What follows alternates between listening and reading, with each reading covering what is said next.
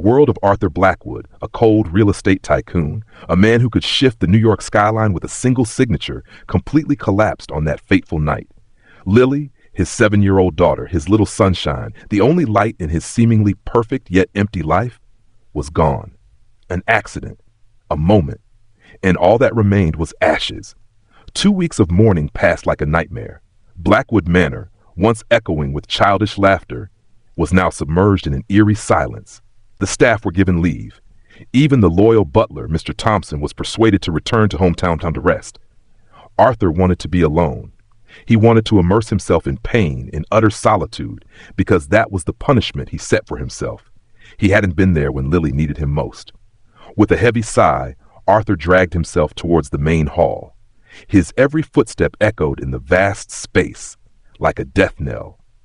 When the heavy oak door was pulled open, a chilling gust of wind carrying rain swept in, and standing there, surprisingly small, was a little girl. Her golden blonde hair, soaking wet, clung to her smudged face. Her large, round, brilliant blue eyes stared at him unblinking. She clutched a worn, tattered old stuffed rabbit. The little girl's voice was clear, but trembled slightly from the cold. "Mister, I'm lost. I miss my home very much." A simple sentence. But to Arthur Blackwood, it was like a thunderbolt. Those eyes, that face, the way she pressed her lips together when she was worried, a perfect copy of Lily. It was impossible. A cruel coincidence or a wicked trick of fate? Who was this little girl? Where did she come from? And why, out of millions of doors in New York, did she knock on the very door of a father shattered by the loss of his child, bearing the image of the very daughter he had just buried?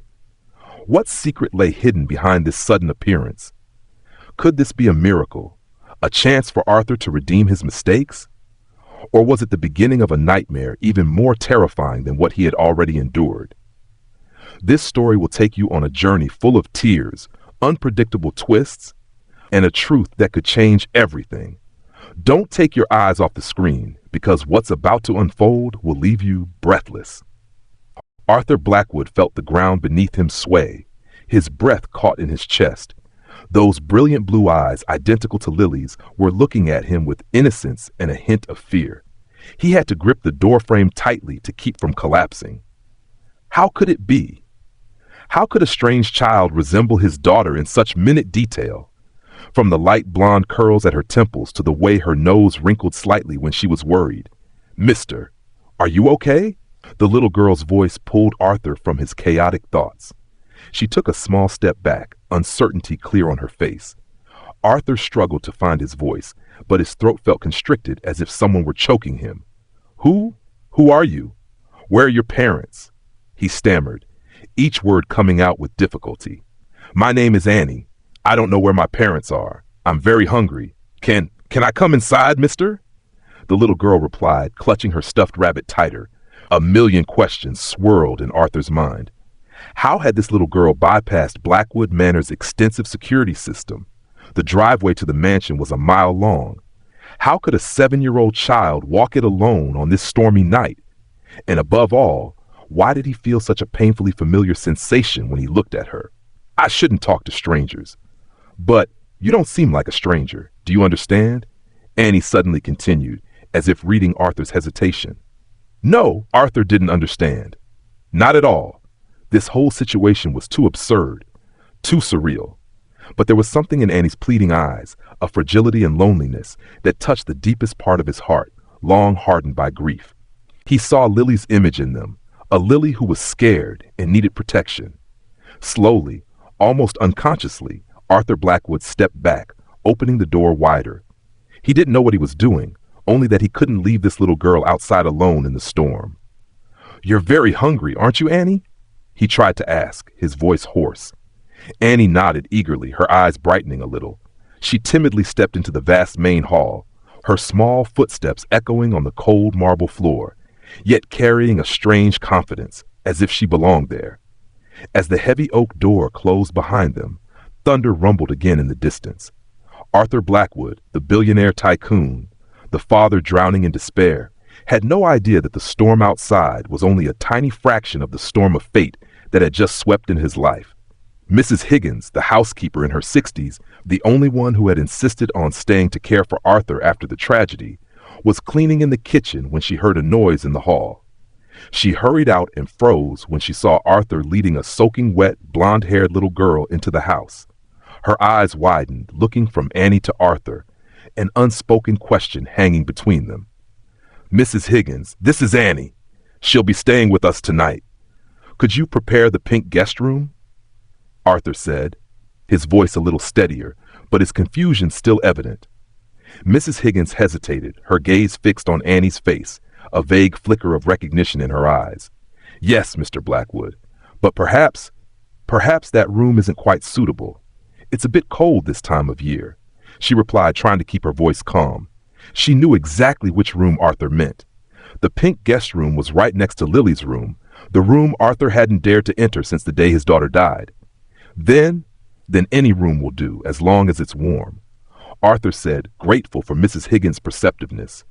While Mrs. Higgins hurried upstairs to prepare, Arthur led Annie into the kitchen. He made her a cheese sandwich and a glass of warm milk.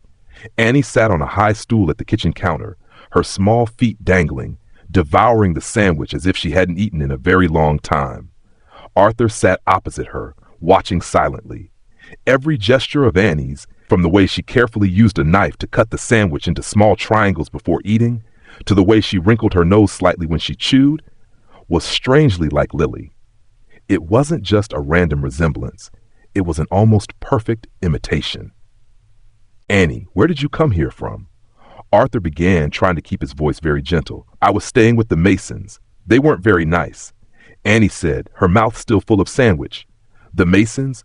Are they your foster parents?" Arthur asked. Annie nodded. "Yes, but I don't like them. They argue a lot and they don't play with me. So, how did you get here? To this house?" Annie shrugged, her expression innocent. "I just knew I had to come here, like someone showed me the way." A chill ran down Arthur's spine. "Should we call the police, Annie?" "They can help you find your family." Annie's eyes suddenly widened, fear evident in them. "Please don't, mister. Please don't call the police. They'll take me back to the Masons, or somewhere even worse. I don't want to go anywhere. I want to stay here," she whispered. She looked at Arthur with pleading eyes, a look that made his heart ache. It was Lily's look again.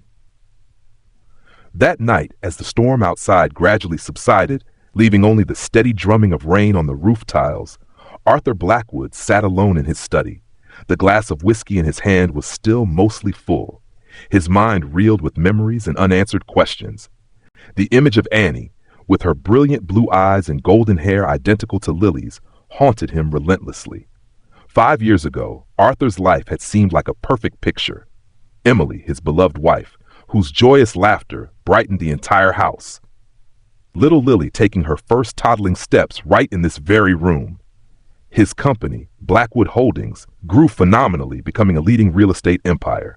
But then tragedy struck. Emily passed away suddenly after a severe illness, leaving Arthur alone with inconsolable grief and a young daughter to care for. He tried to do everything to make up for everything for Lily, but the void Emily left was too vast. And then, 2 weeks ago, the most horrific shock. A midnight phone call from the police. A car accident on the lakeside road. Lily, his beloved daughter, was gone forever. Arthur's world completely collapsed. He closed himself off, gave his staff leave, wanting only to drown in pain and solitude. Until Annie appeared. A gentle knock on the door interrupted Arthur's thoughts. "Mr. Blackwood." The little girl, Annie? She wouldn't sleep in the pink guest room. I found her sleeping in Miss Lily's bed. Should I move her back to her room?" Mrs. Higgins said softly, standing at the threshold, her face showing clear concern, her voice trembling slightly. Arthur closed his eyes, feeling as if a heavy stone was pressing on his chest. Lily's room. The place he hadn't dared to enter since the funeral, where everything was still exactly as it was when she was alive. "No, let her sleep there, where she feels comfortable," he said softly, his voice hoarse. After Mrs. Higgins left, Arthur couldn't resist the urge. He slowly walked upstairs, stopping before Lily's door. The door was ajar. Silvery moonlight streamed through the window, illuminating part of the room. And on the familiar little bed, Annie was sound asleep, clutching the old stuffed rabbit tightly. She was curled up, her face serene, her golden hair fanned out on the pillow, an image so familiar, so heartbreaking. "Who are you? What am I to do with you?" Arthur whispered to the sleeping child, an unanswered question.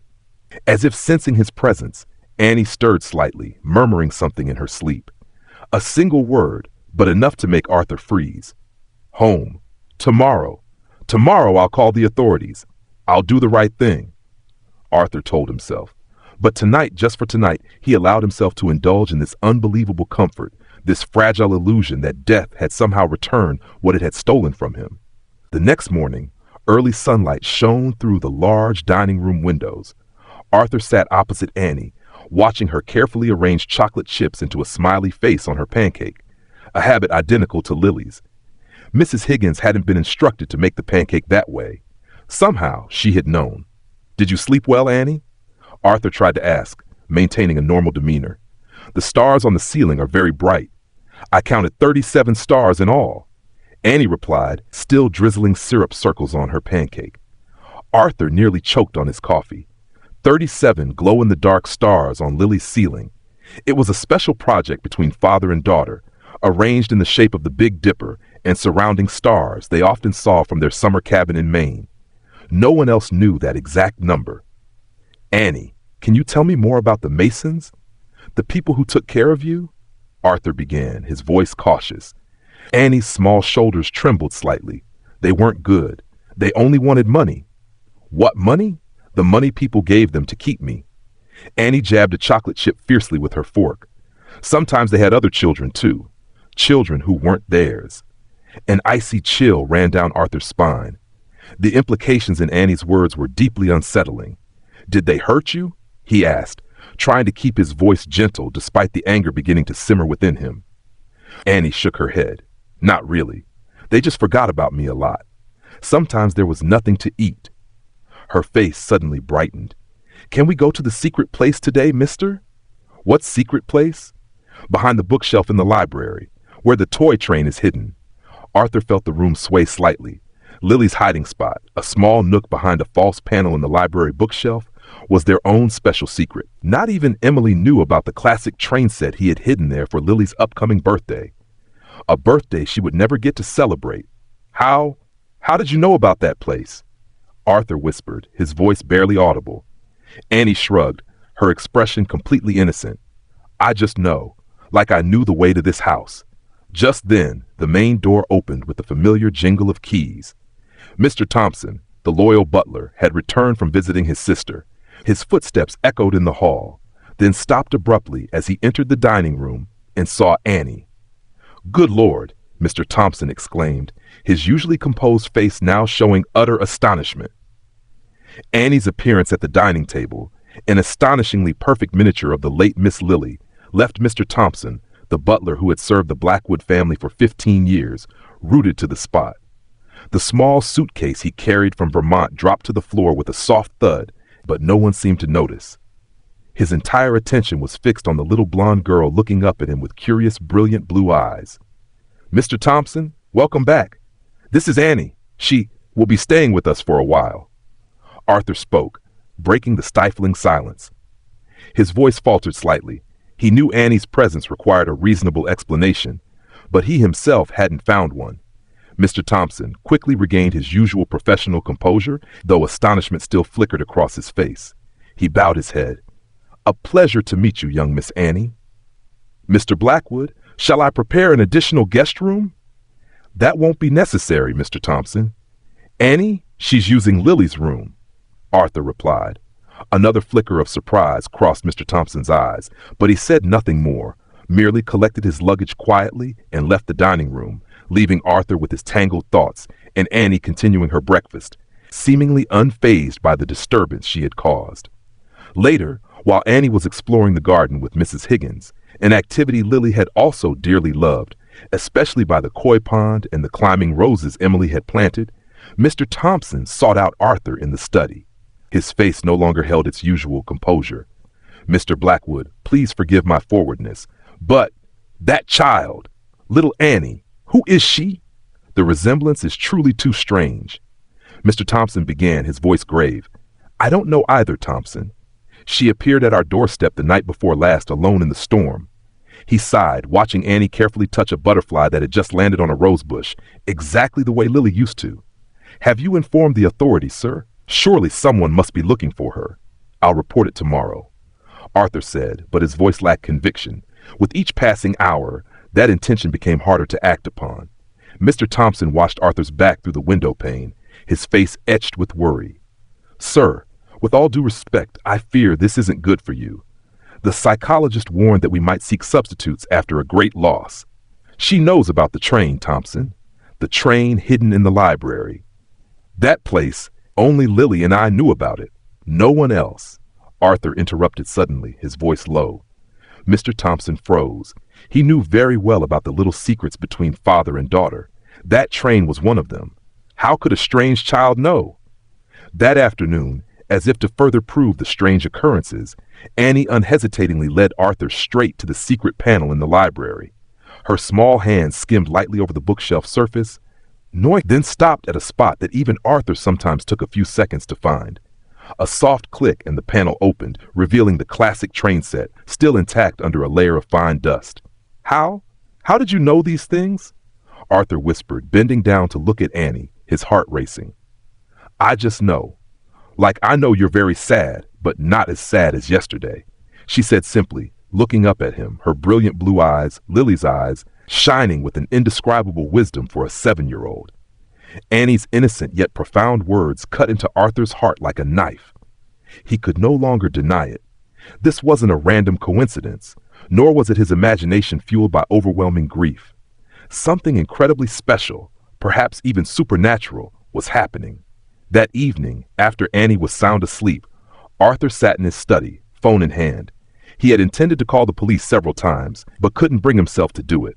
Instead, he called someone else, Jonathan Crowe, a brilliant private investigator, formerly a homicide detective, whom Arthur had helped years ago with a wrongful conviction case involving Crowe's son. Arthur needed answers, and he believed Jonathan could help him find the truth about Annie and the Mason family she had mentioned. Jonathan, I need your help. Something very strange is happening, Arthur said as soon as the other end picked up. He recounted the entire situation, from Annie's appearance, her astonishing resemblances to Lily, to the things the little girl knew that no one could explain. It sounds hard to believe, Arthur, but I believe you. Give me the Mason's address and any information the girl provided. I'll start investigating immediately. In the meantime, keep her there. Don't call the police just yet. If there's something shady behind this, we need to be careful, Jonathan said after a moment of silence. Hanging up, Arthur felt a little relieved. At least he had a direction. He wouldn't hand Annie over to anyone until he knew the full story. This little girl, whoever she was, had brought a faint ray of light back into his darkened life, and he would do everything to protect that ray of light. The following days at Blackwood Manor passed in a strange tranquility, a peace Arthur thought he had lost forever. Annie, with her innocence and gestures identical to Lily's, gradually dispelled the mournful, gloomy atmosphere.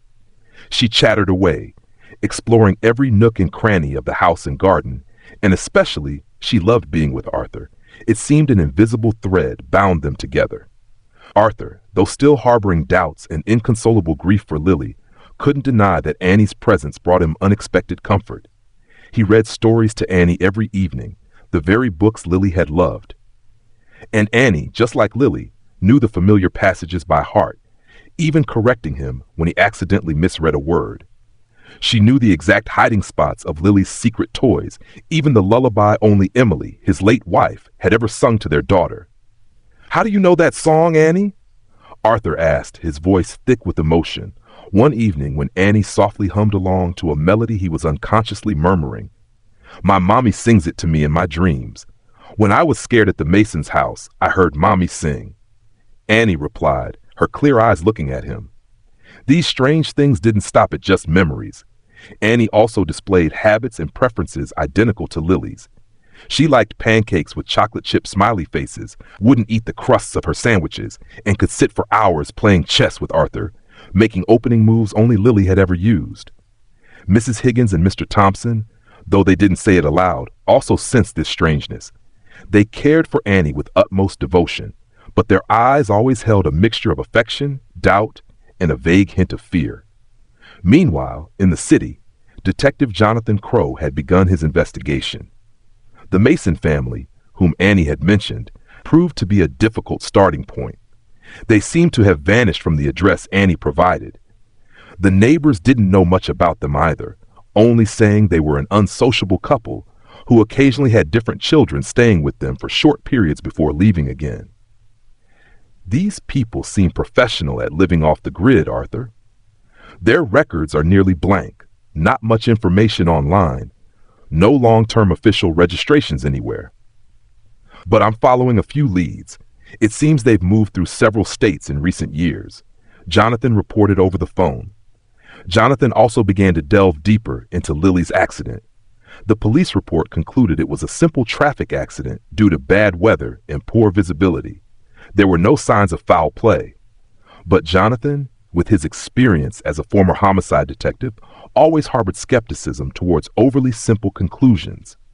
A few days later, Jonathan called Arthur again, his voice somewhat more urgent. Arthur, I found some disturbing things about the Masons. Through an acquaintance at Child Protective Services, I discovered that James and Teresa Mason have been investigated several times on suspicion of illegal child adoption and signs of involvement in a child trafficking ring. However, there wasn't enough evidence to charge them on those occasions. Arthur felt his heart clench. Child trafficking? Annie? Could she be a victim of such a ring? Very possibly, Arthur. This would explain why they live off the grid and move constantly, and also why Annie could disappear from their care without anyone reporting it. The thing is, if Annie really resembles Lily that much, her appearance at your house might not be coincidental. Jonathan said. What do you mean? Arthur asked, a sense of unease rising within him. I'm not sure yet, but if Annie is part of some plan, a plan related to you or to Lily, then we need to be extremely careful. Do you have any enemies, Arthur? People who might want to harm you in such a sophisticated and cruel manner? Jonathan replied. Arthur thought. In the cutthroat business world, he had no shortage of competitors, envious people, but a conspiracy targeting his daughter in such a strange way? That seemed too far-fetched. Just then, Mrs. Higgins knocked on the study door. Mr. Blackwood, Dr. Bennett just called. He said little Miss Annie's test results are in. He'd like to meet with you to discuss them in person. Dr. Bennett, the Blackwood family doctor for many years, who had cared for Lily since she was born. After Annie had suddenly developed a high fever a few days prior, Arthur had asked him to examine her and discreetly take some samples under the pretext of a general health check. But Arthur's real purpose, something he hadn't dared to tell anyone, not even Jonathan, was for DNA comparison. A feeling of suspense mixed with apprehension enveloped Arthur.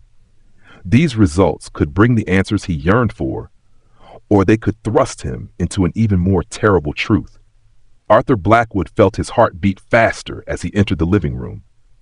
Dr. James Bennett, his longtime friend and the family doctor who had cared for both Emily and Lily, was sitting on the sofa, his face unusually grave. On the small table before him lay a thick file. James, thank you for coming. What are the results? Arthur said, trying to keep his voice calm despite the turmoil within him. Dr. Bennett didn't answer immediately. He gestured for Arthur to sit down. Arthur, before we discuss the results, I want you to know that what I'm about to say may be very difficult to accept. I've checked and rechecked multiple times, cross-referencing with Lily's stored samples that we had previously. Dr. Bennett's hesitation only increased Arthur's anxiety. Just say it, James. I'm prepared. Though he said it, Arthur knew he was never truly ready for whatever might come. Dr. Bennett took a deep breath. Arthur, Annie's DNA sample, and Lily's DNA sample. He paused, looking directly into Arthur's eyes. They are a perfect match. 100%. There isn't a single difference. The room seemed to fall into absolute silence, only the ticking of the antique clock on the wall audible. Arthur felt his ears ringing. A match? 100%? What did that mean? What do you mean, James? They're similar? Like twin sisters? Arthur asked again, his voice hoarse. Dr. Bennett shook his head slowly. Not similar, Arthur. They are one. According to genetic analysis, Annie and Lily are the same person. Scientifically speaking, there's no way to differentiate these two DNA samples. Arthur was stunned. His entire body felt frozen. The same person? That was impossible. Lily was dead. He had seen her with his own eyes in the hospital, had prepared her funeral himself. How could it be? James, are you sure? Could there have been some mistake? A mix-up at the lab? Arthur stammered. I had hoped so too, Arthur. I requested a retest with a different independent laboratory using different control samples. The results were unchanged. Genetically, Annie is Lily. Dr. Bennett said, his voice full of sympathy. Arthur felt his mind reel. If Annie was Lily, then who was the child he had buried 2 weeks ago? And how could Lily or Annie appear at his doorstep so strangely, with Lily's memories and habits, yet with a different name and a story about the Mason family? But the accident. The police confirmed it. She didn't make it. Arthur tried to cling to his remaining shred of reason. I reviewed the autopsy report after these DNA results came in, Arthur. There are a few inconsistencies we overlooked at the time due to our grief. The report noted preliminary identification based on physical characteristics and information from family. No direct DNA comparison was performed at that moment due to the condition of the body. And there's one more detail. Dr. Bennett said, his voice lowering. Dr. Bennett opened the file, taking out an X-ray image. This is Lily's dental X-ray from when she was 6 for checking molar development. And this, he produced another film, is the X-ray from the dental records of the child in the accident, taken later for identification. There's a slight difference in the position of the 6th molar. Very small, easily missed without direct comparison. Arthur stared at the two films, trying to comprehend what Dr. Bennett was saying. So the child who died in that accident wasn't Lily? So my Lily, she's alive, but why? Who did this? And Annie? Where has she been all this time? Arthur whispered, an unbelievably faint ray of hope beginning to ignite in his heart. Those are questions I can't answer, Arthur. But one thing is certain. The child in your house, Annie, is your biological daughter, Lily Blackwood, and someone has orchestrated an incredibly cruel and sophisticated deception, Dr. Bennett said. Just then, Arthur's phone rang. It was Detective Jonathan Crow. Arthur, I have new information on the Masons. They aren't just a couple illegally adopting children. I found a connection between James Mason and a criminal organization specializing in arranging disappearances and creating false identities. And more importantly, Arthur, I discovered that Teresa Mason, James's wife, used to be a nurse at the hospital where Lily was treated after the accident. She quit her job right after. Jonathan's voice came from the other end, somewhat rushed. All the pieces began to fall into place in Arthur's mind, forming a horrifying picture. His Lily hadn't died. She had been swapped, kidnapped, and Annie, who was Lily, had somehow escaped her captors and found her way home. Rage and pain surged within Arthur, but above all was a fierce determination. He would find out who was behind all this. He would make them pay, and most importantly, he would protect Lily, protect Annie at any cost. Jonathan, investigate everyone connected to Lily's accident, everyone who worked at the hospital at that time, and especially dig deep into Teresa Mason. I want to know everything. Arthur said into the phone, his voice now cold and steely. He hung up and turned to Dr. Bennett. James, thank you. Thank you for telling me the truth. Now I need you to do one more thing for me. Take care of Lily. Make sure she's safe and healthy. I have some things to take care of. Arthur Blackwood's eyes no longer held the despair of a father who had lost his child. Instead, they held the determination of a lion ready to fight to protect his only cub.